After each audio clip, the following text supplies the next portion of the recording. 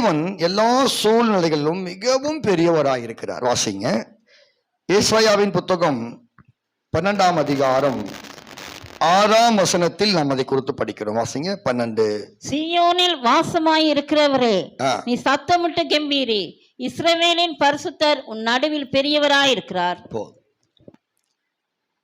என்ன சொல்றாரு? நீ சத்தமிட்டு என்ன செய்? கம்பீரி. நீ நல்லா சத்தமா கர்த்தரை துதித்து பாடு. அவ்விதமாய் சத்தமாய் கர்த்தரை துதித்து நீங்கள் பாடும்போது கர்த்தர் உங்கள் நடுவில் பெரியவராயிருக்கிறார். அல்லேலூயா. நானும் நீங்களும் கர்த்தரை சரியாய் துதிக்கும் போதுதான் கர்த்தர் பெரியவராய் வெளிப்படுகிறார். அல்லேலூயா. நீங்க அதே அதிகாரத்துல 4ஆம் வசனத்திலிருந்து 5ஆம் வசனம் 2 வசனங்களை வாசித்து பார்த்தீங்கன்னா அதுல 6 காரியங்களை குறித்து அங்கே வாசிக்கிறோம்.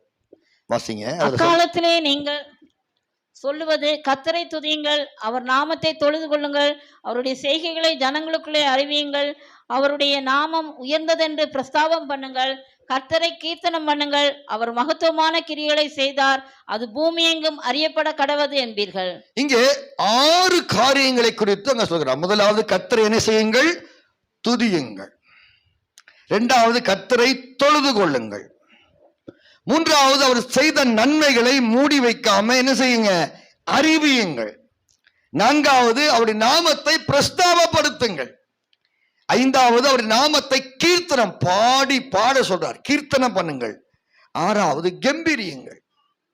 இந்த 6 காரியங்களை ஒரு தேவனுடைய மனுஷன் தன் ஜீவியத்தில் மனப்பூர்வமாய் அவன் செய்யும் போது 7வது கர்த்தர் பெரியவராய் வெளிப்படுவார். அல்லேலூயா.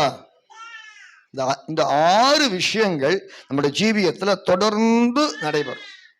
அவர் செய்த நன்மைகளை ஒருபோதும் என்ன செய்யக்கூடாது? அவர் அறிவிக்கணும், அதை பிரஸ்தாபப்படுத்தணும். ஆமென். அதுதான் சாட்சி சொல்றோம். நம்ம கர்த்தர் எவ்வளவு நன்மை செய்தாலும் என்ன செய்கிறது இல்லை, இதெல்லாம் நம்ம லைஃப்ல நம்மோடு இணைந்து வர வேண்டிய ஒரு விஷயங்கள். அல்லேலூயா. அப்ப இந்த 6 காரியங்கள், துதியுங்கள், தொழுது கொள்ளுங்கள், அறிவியுங்கள், பிரஸ்தாபப்படுத்துங்கள், கீர்த்தனம் பண்ணுங்கள், கம்பீரியுங்கள். இந்த 6 காரியத்தை செய்யும் போது 7வது உங்களுடைய வாழ்க்கையில கர்த்தர் பெரியவராய் வெளிப்படுவார். அல்லேலூயா. தேவன் பெரியவர் என்பதை நாம் அறிந்திருக்கிறோம். தேவன் பெரியவராய் வெளிப்பட நாம் செய்ய வேண்டிய காரியங்கள் என்னென்ன? தேவன் பெரியவர் என்கிற அறிவு நமக்கு இருக்கிறது. ஆனால் பெரியவராய் இருப்பதற்காக நாம் செய்ய வேண்டிய சில விஷயங்கள் உண்டு. அவரை அப்படி நீங்க முதலாவது பார்க்கணும். தேவன் பெரியவர் என்பதை என்ன செய்யணும்? உணரணும், பார்க்கணும். பிசாசு அதை பார்க்கவே அப்படிப்பட்ட ஒரு தரிசனத்தை நமக்குள் வருவதற்கே அவன் விரும்புகிறது இல்லை. பாருங்க, விடுவதே இல்லை அவன். தேவன் பெரியவர் என்பதை எப்படி நீங்கள் பார்க்க முடியும்? பரிசுத்த ஸ்தலத்திலே நாம் அதை சிந்தித்தோம். சங்கீதம் 68ஆம் அதிகாரம் 35ஆம் வசனத்தில் பரிசுத்த ஸ்தலத்திலே பயங்கரமாய் விளங்குகிறீர். தேவன் பெரியவர் என்கிற இந்த ஒரு அனுபவம் நம்முடைய ஜீவியத்தில் நீங்களும் நானும் பரிசுத்தமாய் ஜீவிக்கும் போதுதான் அப்படி நாம் அவரை காண முடியும், உணர முடியும், அனுபவிக்க முடியும். அல்லேலூயா. அந்த பரிசுத்த வாழ்க்கை என்பது மிக மிக இன்றியமையாத ஒரு காரியம். நம்முடைய சிந்தனைகள், நம்முடைய வார்த்தைகள், நம்முடைய செயல்கள் எல்லாவற்றிலேயும் நாம் இந்த பரிசுத்தத்தை நேசித்து ஜீவிக்கணும். பரிசுத்தத்திற்கு அந்நியமான காரியங்களை விட்டு விலகணும். அந்த பரிசுத்த ஸ்தலத்தில் நின்று பாருங்கள், கர்த்தர் பெரியவர் அறிவு மட்டுமல்ல, ஒரு உணர்வையும் கர்த்தர் நமக்கு தருவார். அல்லேலூயா. அது நமக்குள் ஏற்படுமானால் நாம் தைரியமா இருப்போம். அல்லேலூயா. அதான் தாவீது சொல்றோம்,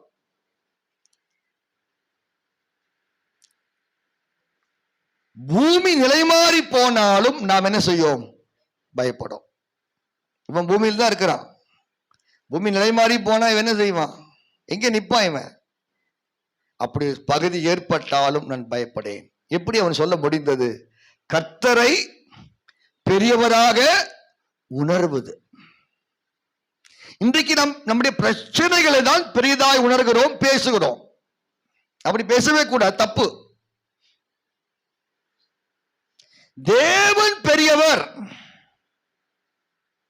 இந்த ஒரு உணர்வு, இந்த எண்ணத்தை நீங்கள் பெற்றுக்கொள்ள நீங்கள் பரிசுத்த ஸ்தலத்தில் கடந்து வர வேண்டும். ஆகவேதான் கர்த்தர் சொன்னார், நான் அவர்கள் நடுவில் வாசம் பண்ண அவர்கள் பரிசுத்த ஸ்தலத்தை உண்டாக்குவார்கள். முதலாவது, தேவனை பரிசுத்த ஸ்தலத்தில் இருந்து தரிசிப்பது, பார்ப்பது, துதிப்பது, ஆராதிப்பது. அதான் படிக்கிறோம், பரிசுத்த அலங்காரத்துடனே கர்த்தரை. ஆமென். பரிசுத்தம் இல்லாமல் ஒருவனும் கர்த்தரை என்ன செய்ய முடியாது? பார்க்கவே. கர்த்தரை பெரியவராய் நீங்கள் பார்க்கணும் அப்படின்னால் பரிசுத்த ஜீவிதம் முக்கியம். இரண்டாவது, தேவனை துதிக்கும் போது அவர் நம்முடைய ஜீவியத்தில் பெரியவராய் இருக்கிறார். சங்கீதம் 96 அதிகாரம் 4 வசனத்தில் பார்க்கிறோம், கர்த்தர் பெரியவரும் மிகவும் ஸ்தோத்தரிக்கப்படத்தக்கவருமாய் இருக்கிறார். கர்த்தர் எப்படிப்பட்டவர்?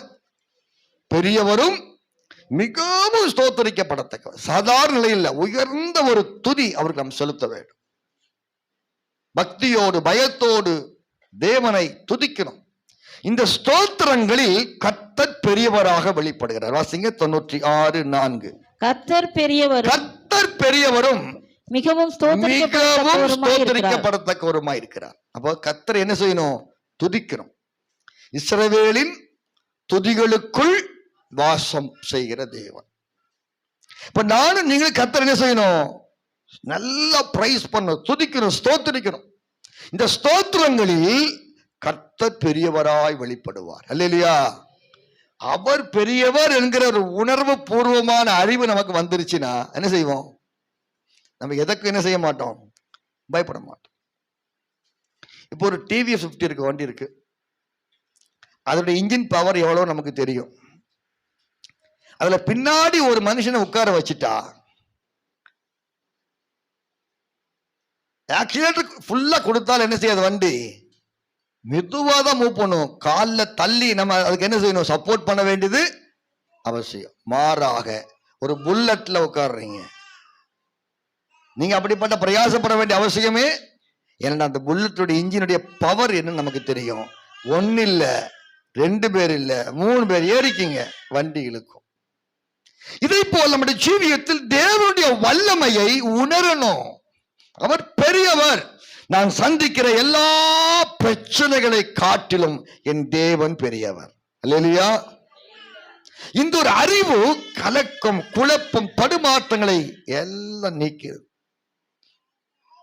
சில பிரச்சனைகளில் தெளிவான தீர்க்கமான ஒரு முடிவை கர்த்தர் நமக்கு கொடுப்பது, நாம் எடுப்பதற்கு இந்த தேவன் பெரியவர்ங்கிற இந்த அறிவு தான் உதவி செய்கிறது. சில விஷயத்துல நம்ம ஒரு தீர்க்கமான முடிவை எடுக்க நமக்கு முடியல, தடுமாறுகிறோம். என்ன காரணம்? தேவனை பற்றி ஒரு சரியான தரிசனம் நமக்குள்ள இல்லாமல் போவதுதான். தேவன் பெரியவர் என்று சொன்னால் நம்ம கர்த்தருடைய பட்சத்தில் தான் நிற்போம். அல்லேலூயா. எல்லாரும் கைவிட்டாலும் சரி, நான் கர்த்தர் என்னோடு இருக்கிறார். ஆனா இன்னைக்கு மனுஷனை விட்டுட்டு என்ன செய்ய முடியல? கர்த்தர் பக்கமாய் வர என்ன காரணம்? கர்த்தரை குறித்த அந்த வெளிப்படுத்தல், அந்த அறிவு மட்டும்தான் இருக்கு. அறிவு மட்டும் பயன்படாத உணர்வு பூர்வமான ஒரு எண்ணம் நமக்கு உண்டாகும். அல்லேலூயா. பைபிளை வாசிக்கிறோம், ஒரு தேவனுடைய மனுஷனுடைய ஜீவியத்தில் கர்த்தர் நம்முடைய ஜீவியத்தில் பெரியவராய் இருக்க வேண்டுமானால் நாம் செய்ய வேண்டிய அடுத்த விஷயம் என்னவென்றால், வாசிங்க லூக்கான சுவிசேஷம் 1 அதிகாரம் 32 வசனத்தில் வாசிக்கிறோம், அவர் பெரியவராய் இருப்பார். வாசிங்க.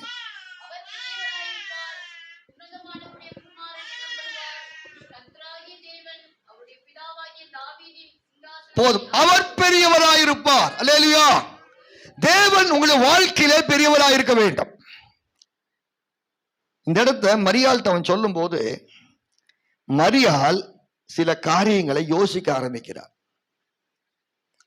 நான் புருஷனை அறியாத கன்னியா இருக்கிறேன், இது எப்படி ஆகும்?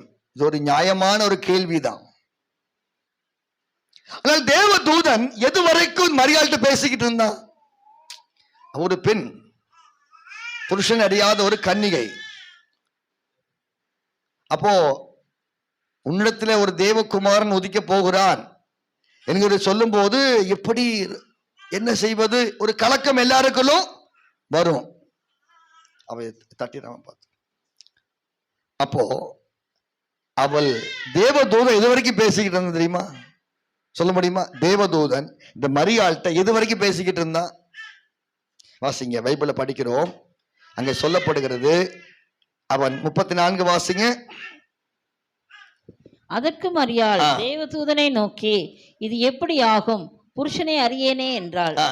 தேவதூதன் அவளுக்கு பிரதியுத்தரமாக, பரிசுத்தாவி உன்மேல் வரும், உன்னதமானவருடைய பலம் உன்மேல் நிழலிடும், ஆதலால் உன்னிடத்தில் பிறக்கும் பரிசுத்தம் உள்ளது தேவனுடைய குமாரன், பரிசுத்த ஆவியானவர் உன்மேல் நிழலிடுவார். அல்லேலூயா. இதெல்லாம் சொன்னாலும் அவளுக்கு இன்னும் கிளியர் வரல. பரிசுத்த ஆவியானவர் தேவனுடைய பலத்தினாலும் அல்ல, பராக்கிரமத்தினாலும் அல்ல, ஆவியினால் எல்லாம் ஆகும். இந்த தேவதூதனை குறித்து படிக்கும் போது பாருங்க, அதுல சொல்லப்பட்ட 38ஆம் வசனத்துல வாசிக்கிறோம். மரியாள் ஒரு வார்த்தை சொல்றா. அது வரைக்கும் தேவதூதன் பேசிக்கிட்டு இருக்கிறான். அவள் உடைய வார்த்தையின்படியே எனக்கு ஆக கடவது என்று அவள் சொன்னவுடன் தேவதூதன் அவளை விட்டு போய்விட்டான். வாசிங்க 38 வாசிங்க. அதற்கு மரியாள், இதோ நான் ஆண்டவருக்கு அடிமை, உடைய வார்த்தையின்படி எனக்கு ஆக கடவது என்றாள். அப்பொழுது தேவதூதன் அவளிடத்தில் இருந்து போய்விட்டான். அது வரைக்கும் தேவதூதன் மரியாள்கிட்ட பேசிக்கொண்டே இருக்கிறான். அவள் ஒரு காரியத்தை சொல்லுகிற வரைக்கும் அவள் சொல்றா. என்ன சொன்னா? நிறைய குழப்பம், நிறைய பிரச்சனைகள் இருக்கிறது. அவர் சொன்ன ஒரே ஒரு காரியம், நான் ஆண்டவருக்கு அடிமை, உடைய வார்த்தையின்படியே எனக்கு, தேவனுடைய வசனத்துக்கு நீங்களும் நானும் சமர்ப்பிக்கப்படும் போதுதான் கர்த்தர் பெரியவராயிருப்பார். அல்லேலூயா. வாழ்க்கையில பல காரியங்கள் நமக்கு அனுகூலமாய் ஒருபோது என்ன செய்யாது, இருக்காது. அதற்குரிய சூழ்நிலைகளை பார்க்கவும் முடியாது. தருவேன் செய்வேன் என்று சொன்னவன் முடியாது என்றுவான். நீங்க அவனை இவனை நம்பாதீங்க, கர்த்தருடைய வார்த்தையை நம்புங்க. அல்லேலூயா. கர்த்தருடைய வார்த்தையின் மேல் விசுவாசம் வைத்து வார்த்தையின்படி எனக்கு ஆகட்டும் என்று அவன் சொன்ன போது தேவதூதன் அது வரைக்கும் பேசிக் கொண்டிருந்தவன் தான் வந்த வேலை முடிந்தது, அவன் புறப்பட்டு போவான். அப்ப தேவனுடைய வார்த்தைக்கு ஒப்பு கொடுப்பது தேவனை பெரியவராய் காணக்கூடிய அடுத்த வழி. அல்லேலூயா. இப்ப தேவனுடைய வார்த்தை குறித்து படிக்கும் போது அதில் பல காரியங்கள் சொல்லப்பட்டிருக்கிறது. முதலாவது, தேவன் தமது வார்த்தையை எப்படி நமக்குள் கொண்டு வருகிறார், அந்த வார்த்தைக்கும் நமக்கும் இருக்கிற உறவுகளை நாம் சரிப்படுத்திக் கொள்ள வேண்டும். வாசிங்க, முதலாவது பைபிளை படிக்கிறோம். ஏசாயாவின் புத்தகம் 51ஆம் அதிகாரம் 16ஆம் வசனத்தை வாசிப்போம். ஏசாயா 51:16.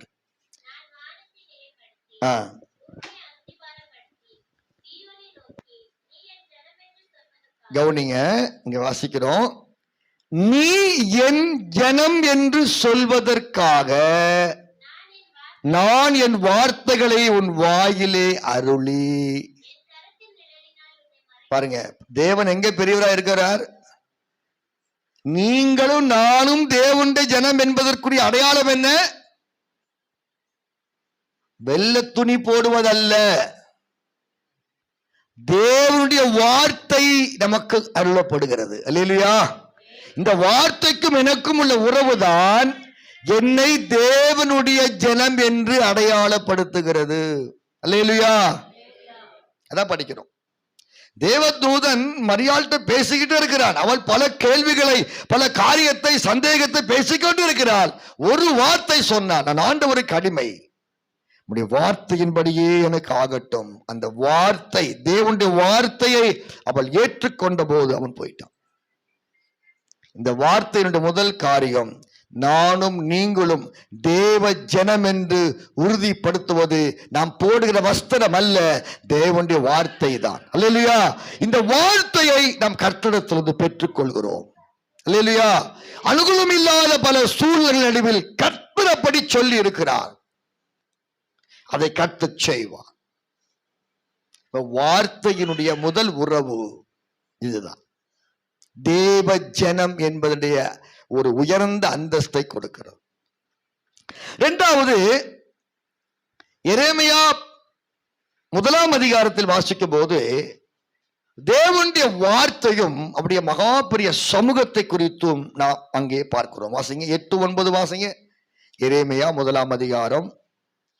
நீ அவர்களுக்கு பயப்பட வேண்டாம். ஆ உன்னை காக்கும்படிக்கு நான் உன்னுடனே இருக்கிறேன் என்று கர்த்தர் சொல்லி, ஆ கர்த்தர் தமது கரத்தை நீட்டி என் வாயை தொட்டு, இதோ என் வார்த்தைகளை உன் வாயிலே வைக்கிறேன். பாத்தீங்களா? இங்கே தேவன் சொல்கிறார், பயப்படாத. தேவன் தம்முடைய சமூகத்தை உள்ள கொண்டு வருகிறார். அல்லேலூயா. அது எவ்வளவு பெரிய பிரச்சனையா இருந்தாலும் பயப்படாத, நான் உன்னோடு இருக்கிறேங்கிறார். தேவனுடைய வார்த்தையை வாயிலே அருளுகிறார். கவனிங்க, முதலாவது வார்த்தையை அருளி நீ என் ஜனம் என்று அதிகாரப்படுத்துகிறார். இரண்டாவது என்ன சொல்றாரு? இந்த வார்த்தையை கொடுத்து என்ன செய்கிறாரு? அதிகாரப்படுத்த தம்முடைய சமூகத்தை கொடுக்கிறார். நான் உன்னை பாதுகாக்கிறேன், நீ அவங்களுக்கு பயப்படாதங்கிறார். இரண்டாவது, தேவனுடைய வார்த்தை நமக்கு ஒரு தேவ சமூகத்தை கொடுக்கிறது. 10ஆம் வசனம் வாசித்து பாருங்க. எரேமியா 1:10 வாசிக்கிறோம். நமக்கு இந்த வார்த்தை அதிகாரத்தை கொடுக்கிறது. வாசிங்க. பார், பிடுங்கவும், இடிக்கவும், அழிக்கவும், கவிழ்க்கவும், கட்டவும், நாட்டவும் உன்னை நான் இன்றைய தினம் ஜாதிகளின் மேலும் ராஜ்யங்களின் மேலும் ஏற்படுத்தினேன் என்று கர்த்தர் என்னுடைய இது எதை காண்பிக்குது? தேவன் அதிகாரத்தை கொடுக்கிறார். ஒரு IAS ஆபீசர், அவருக்கு ஒரு அதிகாரம் உண்டு இல்லையா? அப்படித்தானே? சொன்ன என்ன செய்யணும்? கீழ்ப்படி பல ஆட்களை கவர்மெண்ட் வைத்திருக்கிறது. இப்போ ஒன்றுமில்லாத நிலைகளில் தேவன் தமது வார்த்தை நமக்கு கொடுத்து நீ என் ஜனம் என்று சொல்லுகிறார். இரண்டாவது, வார்த்தையை அருள் என்ன செய்கிறார்? நீ பயப்படாத, என் சமூகத்தை கொடுக்கிறேன் என்று சொல்கிறார். மூன்றாவது, வார்த்தையை கொடுத்து அதிகாரப்படுத்துகிறார். பாரு, கட்டவும், இடிக்கவும், பிடுங்கவும், நீ என்ன வேணும் செய்ய, நான் உன்னோடு இருக்கிறேன். இது அதிகாரம். அப்ப இந்த வார்த்தையோடு நமக்கு இருக்கிற உறவு இருக்கு பார்த்தீங்களா? இதுதான் ரொம்ப முக்கியமான காரியம். இந்த உறவுகளை நீங்கள் பாதுகாத்து கொண்டாதான் சூழ்நிலைகள் மாற ஆரம்பிக்கும். அல்லேலூயா. போன வாரம் என்ன செய்தி கேட்டீங்க? நல்ல செய்தி பாஸ்டர். என்ன செய்தி கேட்டீங்க? அப்படி இருக்கக்கூடாது. அதான் சொல்றேன், எழுதுங்க, தெரிஞ்ச மாதிரி எழுதுங்க. சில விஷயத்தை எழுத மைண்டுக்கு அதுக்கும் சரியாகும். சில டீச்சர் சொல்லுவாங்க, எழுதி பாரு. மேக்ஸ் எல்லாம் என்ன செய்யணும்? படிச்சா என்ன செய்யாது? அது போட்டு போட்டு பார்க்கணும். பேப்பர்ல எழுதி பார்க்கும்போது தான். சில வசனங்களை நீங்க டைரியில் எழுதி பாருங்க, ஒரு பெரிய ஆசீர்வாதம் உங்களுக்குள்ள உண்டாகும். நம்முடைய வாழ்க்கையில முதலாவது வசனம் நமக்குள் இந்த வசனத்தினுடைய உறவு தான் தேவனை பெரியவராக நம் காண உதவி செய்கிறது. அடுத்ததாக படிக்கிறோம், இந்த வார்த்தையினாலே நாம் ஆளப்பட வேண்டும். அல்லேலூயா. வாசிங்க. எரேமியாவின் புத்தகம் 23ஆம் அதிகாரம் 9ஆம் வசனத்தை வாசிங்க. எரேமியா 23:9 வாசிங்கள்.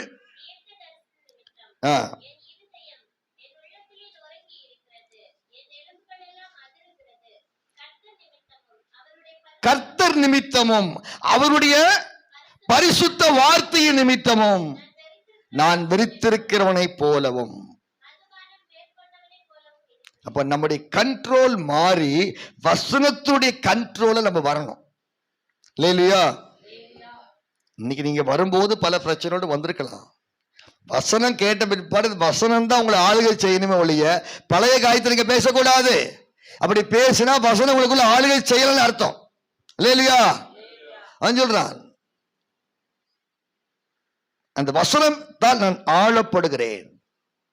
அந்த கண்ட்ரோல், என்னுடைய கண்ட்ரோல் என்னை விட்டு போயிட்டு வேறொரு கண்ட்ரோல்ல என்ன செஞ்சேன்? வந்து இணைக்கப்பட்டிருக்கிறேன். அது அந்த வசனம். வசனம் நம்மை அதனுடைய கண்ட்ரோல் நம்மை கொண்டு வருது. கொண்டு வந்து நம்முடைய எல்லா கவலைகளை மாற்றி, கலக்கங்களை மாற்றி, குழப்பங்களை மாற்றி, விசுவாசத்தை உண்டாக்கி, இப்படிப்பட்ட வேலைகளை வார்த்தை செய்கிறது. அல்லேலூயா.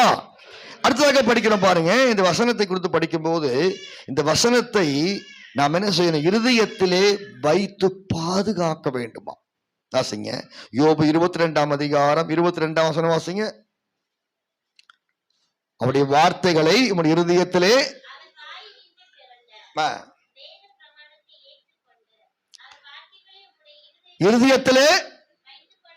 வைத்துக் கொள்ள வேண்டுகிறேன். அல்லேலூயா. கர்த்தருடைய வார்த்தைகள் டைரியிலே நம்ம எழுத மாட்டேங்கிறோம், இருதயத்துக்குள்ள வச்சுக்கொள்ளணும். அல்லேலூயா. அது வேலை செஞ்சுக்கிட்டே இருக்கும், அது பேசிக்கிட்டே இருக்கும், உன்னை தைரியப்படுத்தி கொண்டே இருக்கும், சூழ்நிலை மாற்றிக்கொண்டே இருக்கும், உனக்குள்ள அற்புதம் நடந்து கொண்டே இருக்கும். அல்லேலூயா. இந்த வார்த்தையோடு உறவு தாங்க நமக்கு முக்கியம். நீங்க பிரசங்கம் பண்ற பாஸ்டரோடு நமக்கு பயங்கர ஐக்கியம் இருக்கு, வார்த்தையோட ஐக்கியம் இருக்கா? அதுதான் முக்கியம். நான் பாஸ்டருக்கு லெஃப்ட் ஹேண்ட் ரைட் ஹேண்ட், நல்லது. வசனத்துக்கு உனக்கு என்ன உரிமை இருக்கு? வசனம் தான் உன்னை மாற்றுகிறது. அல்லேலூயா. பாரு, இப்ப வசனம் நம்ம என்ன செய்கிறது? உள்ள என்ன செய்யணும்? வைத்துக்கொள்ளும். அடுத்த காரியம் வாசிங்க, சங்கீதம் 119 அதிகாரம் 133 வசனத்தில் படிக்கிறோம். வசனம் என்பது நம்முடைய அடிச்சுவடுகள் அதில் பதிக்கப்பட வேண்டும். வாசிங்க 119 133.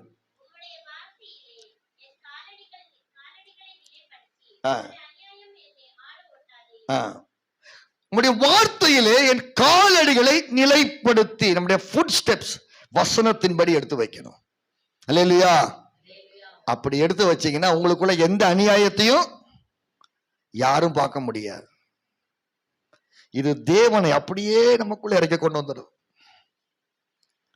அவருடைய சிங்காசனம் மேல் இருதயத்திலே போடப்படுகிறது. அவர் நமக்காய் கிரியை செய்வதை கண்டு கண்டு கண்டு உள்ள மகிழ்ந்து பூரித்து போகிறோம். அல்லேலூயா. இப்ப வார்த்தையினாலே நாம் நடத்தப்படுதல், என் காலடிகளுடைய வார்த்தையிலே நிலைப்படுத்தி. அப்ப இந்த அனுபவங்கள் நம்முடைய ஜீவியத்தில் உண்டாகும் போது இந்த வார்த்தையினாலே கர்த்தர் பெரியவராய் வெளிப்படுவார். அல்லேலூயா. அப்ப நம்முடைய சூழ்நிலைகளை மாற்றுவது கர்த்தரிடத்திலிருந்து புறப்பட்டு வருகிற ஒரு வார்த்தை. அதற்கு நீங்க அவ்வளவு முக்கியத்துவம் கொடுக்கணும். அது மிக முக்கியமான ஒரு காரியம். அதுதான் நம்முடைய ஜீவியத்தில் மாற்றங்களை உள்ளே நமக்குள்ளே கொண்டு வரக்கூடியது. கர்த்தர் பெரியவர்கள் அறிவு மட்டுமல்ல, ஒரு உணர்வு பூர்வமான ஒரு எண்ணம் நமக்கு உண்டாகணும். அப்போ நீங்க தான் வாழ்க்கையில் நீங்க என்ன நினைக்கிறீங்களோ அதையெல்லாம் கத்து தருவார், செய்வார். அதான் நம்ம என்ன செய்வோம் பார்க்கிறோம். நம்முடைய வாழ்க்கையில நமக்கு மிஞ்சின சில பிரச்சனைகள் இருக்கலாம், அவைகள் எல்லாம் கர்த்தர் ஒன்றும் இல்லாமல் ஆக்கி போடுவார். வாசிங்க சங்கீதம் 147 அதிகாரம் 5 வசனம் வாசிங்க. நம்முடைய ஆண்டவர் பெரியவரும் மகா பலமுள்ளவருமாய் இருக்கிறார். அல்லேலூயா. மகா பலமுள்ளவர். ஆமே. அவர் மகா பலமுள்ளவர். பலமுள்ளவர் அல்ல, மகா பலமுள்ளவர். அவரால் முடியாது ஒன்றுமே இல்லை. அல்லேலூயா. அவர் பெரியவர், ஆண்டவர் பெரியவர். பைபிளை வாசிக்கிறோம். தாவீது இந்த காரியத்தை சொல்லுகிறான். தாவீதுடைய வாழ்க்கை இன்னொரு காரியம் சொல்றான் பாருங்க. சங்கீதம் 35 அதிகாரம் 10 வசனத்தில் விதமாய் சொல்லுகிறான், சிறுமைப்பட்டவனை அவனிலும் பலவானுடைய கைக்கு, வாசிங்க 35:10, சிறுமைப்பட்டவனை அவனிலும் பலவானுடைய கைக்கு.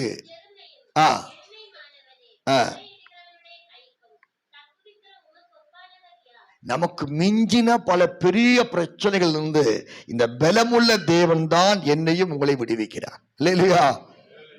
வெளியில வரவே முடியாதுன்னு நினைக்கிற இடத்துல கர்த்தர் பலமுள்ளவர். அவர் கர்த்தர் பெரியவரும் மகா பலமுள்ளவருமா இருக்கிறார்.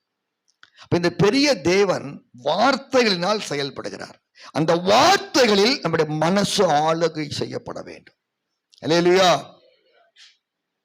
அப்ப பிரச்சனை அப்படியே நீங்கி போறது. நீ நம்முடைய மனசு முழுவதும் பிரச்சனையில் நினைஞ்சு கூடாது.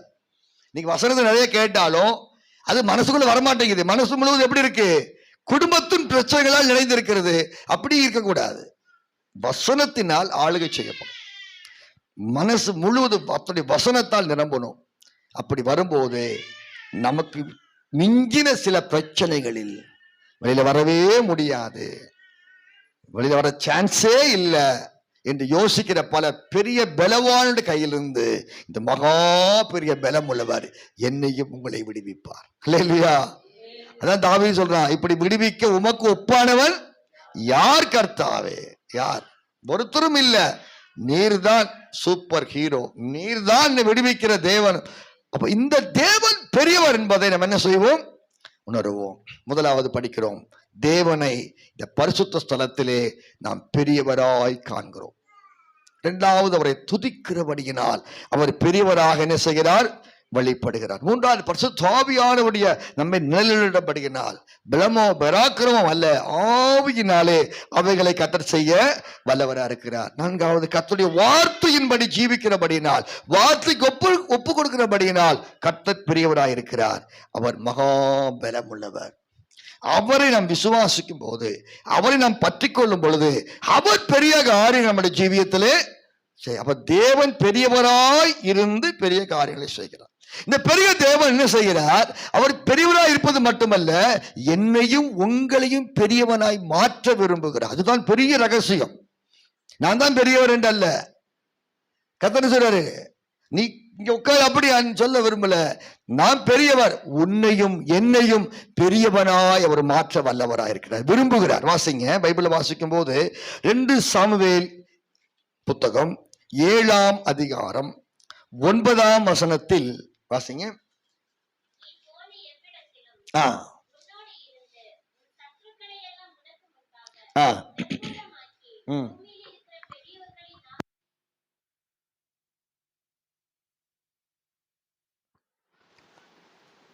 பூமியிலே உண்டாக்குற பெரியோர்களுக்கு ஒத்த நாமத்தை உனக்கு என்ன செய்தேன்?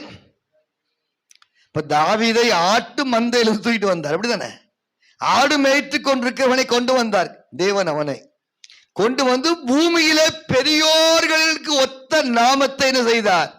உண்டாக்கி நீயும் பெரியவன் என்று காண்பித்தார்.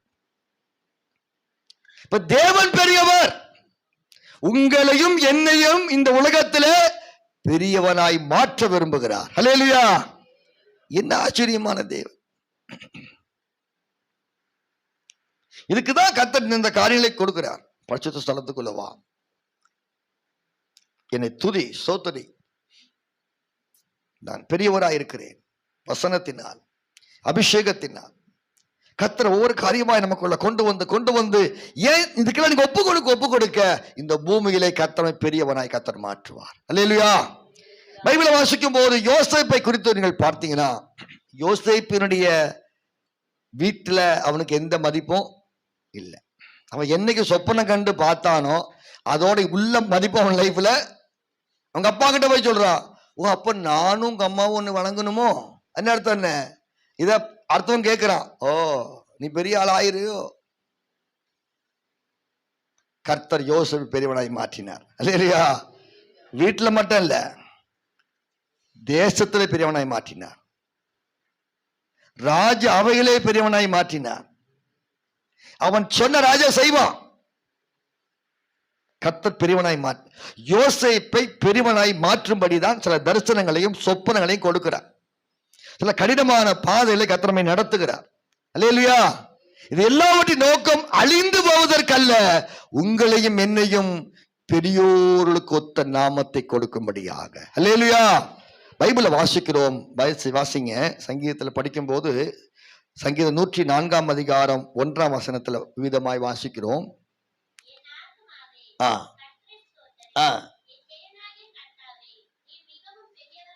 கர்த்தர் மிகவும் பெரியவர். அல்லேலூயா! அல்லேலூயா! அவர் நம்மையும் பெரியவனாய் மாற்ற விரும்புகிறார். அல்லேலூயா! ஆதியாகமம் 26ஆம் அதிகாரம் 13 வாசிக்கும் போது அங்கே ஈசாக்கை குறித்து படிக்கிறோம். ஈசாக்கு பஞ்ச நாட்களில் விதை விதைத்தான், 100 மடங்கு அவனுக்கு கர்த்தர் கொடுத்தார். அவன் வர வர விருத்தி அடைந்து மகா பெரியவன் ஆனான். வாசிங்க, அது ஆதியாகமம் 26:13 வாசிங்கள். வர வர விருத்தி அடைந்து மகா பெரியவன் ஆனான். அல்லேலூயா! தேவன் என்னையும் உங்களை என்ன செய்கிறார்? பெரியவனாய் மாற்ற விரும்புகிறார். இன்னைக்குள்ள கஷ்டம், இன்னைக்கு நீங்க பார்க்கிற துன்பம், இன்னைக்கு படுகிற வேதனைகள் சீக்கிரமாய் மறைந்து போகும். நம்ம ஓட்டம் இப்படியே ஓடி முடிக்கிறதல்ல, ஜெயமாய் வெற்றியாய் நம்முடைய முடிவை குறித்து நமக்கு ஒரு நம்பிக்கை இருக்கிறது. அல்லேலூயா! நாளை என்னைக்குவோ தெரியாது, அப்படி அல்ல, முடிவு எப்படி இருக்கு நம்மை குறித்து நமக்கு ஒரு நம்பிக்கை கர்த்தர் கொடுத்திருக்கிறார். நம்முடைய வாழ்க்கையின் முடிவு ஆசீர்வாதமா இருக்கும். ஆமென். ஆண்டவர் பாருங்க, பூமியில திருவிருந்து ஆயத்தப்படுத்துகிற ஒரு சந்தர்ப்பத்தை குறித்து படிக்கிறோம்.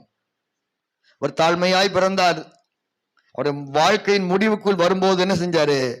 கம்புளம் முதலானவைகள் விரிக்கப்பட்ட மேல் அறையில் ஒரு இடத்தை கர்த்தர் ஆயத்தப்படுத்த சொன்னார். ஏன் அவ்வளவு பெரிய இடத்தை கொடுக்கணும்? நம்முடைய துவக்கம் அற்பமா இருக்கலாம், முடிவு சம்பூர்ணமா இருக்கும். அல்லேலூயா. உங்களையும் என்னையும் பெரியவனாய் கர்த்தர் மாற்ற வல்லவனாய் இருக்கிறார். பைபிள் வாசித்து பாருங்க. யோபின் புத்தகம் 1 அதிகாரம் 3 வசனத்தில் இவ்விதமாய் வாசிக்கிறோம். யோபு எல்லாரிலும் பெரியவனாய் இருந்தார். வாசிங்க யோபு 1:3. யோபு கிழக்கத்திய புத்திரர் எல்லாரிலும்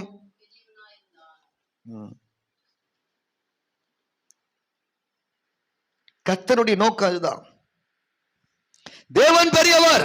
அவர் உங்களையும் என்னையும் மகா பெரியவனாய் கர்த்தர் மாற்ற விரும்புகிறார். எஸ்தரின் புத்தகம் 9 அதிகாரம் 4 வசனத்தில் விதமாய் வாசிக்கிறோம். மோர்தெகாய் குறித்து சொல்லப்பட்டிருக்கிறது, மென்மேலும் பெரியவனானான். வாசிங்க எஸ்தர் 9:4. மோர்தெகாய் பெரியவனாயிருந்தான். ராஜாவின் அரண்மனையிலே மோர்தெகாய் யாரு? கேட் கீப்பர், வாசல் காக்கிறவன். கர்த்தர் அவன் என்ன செய்தார்? ராஜாவுக்கு அடுத்ததை கொண்டு வந்தார். இன்னைக்குள்ள சூழ்நிலை எழுதி வச்சுக்க, கர்த்தர் மாற்றுவார். அல்லேலூயா. நீ பார்க்கிற கஷ்டம் உன்னை விட்டு போயிடும். நீ செய்ய வேண்டியதை ஒழுங்கா செய். சும்மா கோயிலுக்கு வந்துட்டு போயிட்டு 50 வருஷம் போயிட்டு வரதில்ல. நீ வர்றபடினா செய்ய வேண்டிய சில விஷயங்கள் உண்டு. அதை கரெக்டா ஃபாலோ பண்ணுங்க. நிச்சயமாய் பெரிய தேவன் உங்களை பெரியவர்களாய் கர்த்தர் மாற்ற விரும்புகிறார். அல்லேலூயா. ஆமென்.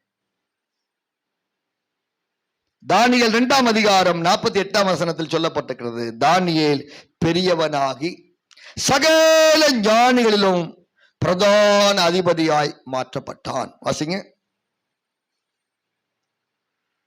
தானியேல் 2:48. ராஜா தானியேலை பெரியவனாக்கி அவனுக்கு அநேக சிறந்த வெகுமதிகளை கொடுத்து அவனை பாபிலோன் மாகாணம் முழுவதுக்கும் அதிபதியாகவும் பாபிலோனில் உள்ள சகல ஞானிகளின் மேலும் பிரதான அதிகாரியாகவும் நியமித்தான். பிரதான அதிபதி. அல்லேலூயா. நம்முடைய ஜீவியத்துல கர்த்தர் நம்மை பெரியவர்களாய் மாற்ற வேண்டும் என்று கர்த்தருடைய நோக்கம். இன்னைக்கு பாருங்க, நம்ம ஒரு மேல பெரியவங்களா வந்துட்டோம்னா எல்லாரும் மனுஷனுடைய இயல்பு எல்லாரும் நமக்கு கீழே இருக்கணும் தான் விரும்புவாங்க.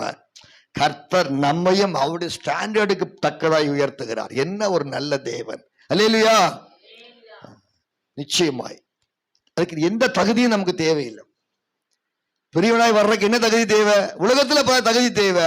ஆனா பைபிள் ஒரு காரியம் தகுதி சொல்லுது. வாசிங்க 2 சாமுவேல் 22 அதிகாரம் 36 வசனத்தில், அவருடைய காருண்யம் நம்மை பெரியவனாக்கும். 2 சாமுவேல் 22:36.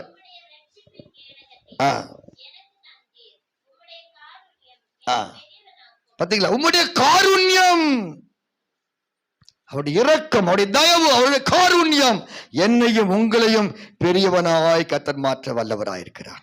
அல்லேலூயா. எல்லாரும் ஒப்பு கொடுப்போமாக. கண்களை மூடுவோம். தேவ சமூகத்தில் ஒப்பு கொடுங்க. கேட்ட வசனத்தின்படி கர்த்தர் பெரியவராயிருக்கிறார். அவர் என்னையும் பெரியவராய்